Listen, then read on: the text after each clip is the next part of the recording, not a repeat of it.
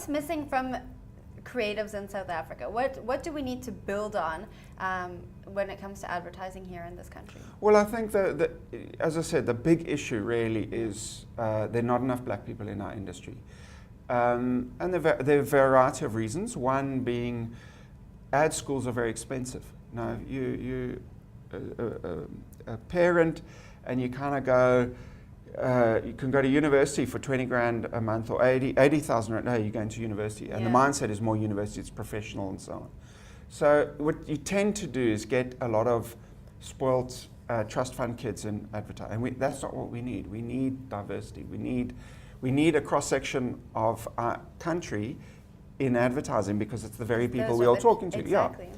So that's our biggest issue, really. How do we change this? How do you see us changing this?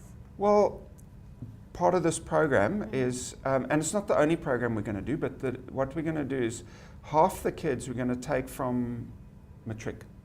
So that is to get them to think about advertising as a career, and then the other half from the advertising schools and university schools. So some will be matric and some will be postgrad, and I think that's part of the bringing people in, letting people go, oh, okay, there is this career, because they don't even know there's a career. You know, everybody knows doctor, lawyer, so on, but they don't know there's a career in advertising.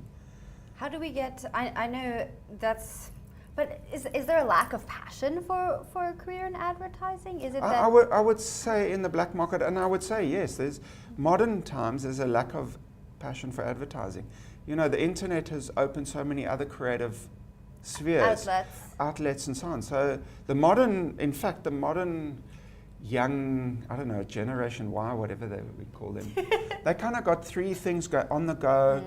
That, you know, there isn't the hunger that we used to have. So, but however, every now and then you find awesome people. So you got to put lots of people in, so you get a few goodies out. And I think that's part, you know, that, as I said, it's not the only program we want to do. We want to do a creative directors retreat where executive creative directors can help creative directors. So constantly helping, nurturing, and the good people will bubble up. And if there are more good people, you've got a healthier industry.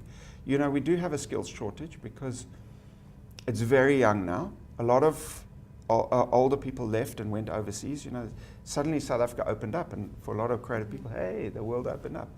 So we have young people, we do have a skills shortage while we're going through a massive revolution. And so we need more education initiatives in our country to make sure we have a healthy industry in the future. Well, you said that all of the older people went overseas. Would it almost be better if those people came back, or would it be better for us to develop the skills of these younger people? We need more black people in. We need, you know, they must stay overseas. We need young black people in. That's what we need. Now, OneShot Africa. Yes. It's going to be this, when does it start? Well, our first one will be 1st of July. Okay. And on OneShot Africa, when you say OneShot Africa, this is still new to me, so I'm going to take it easy. Definitely take it easy. But once we get going, we want to open it up to Africa.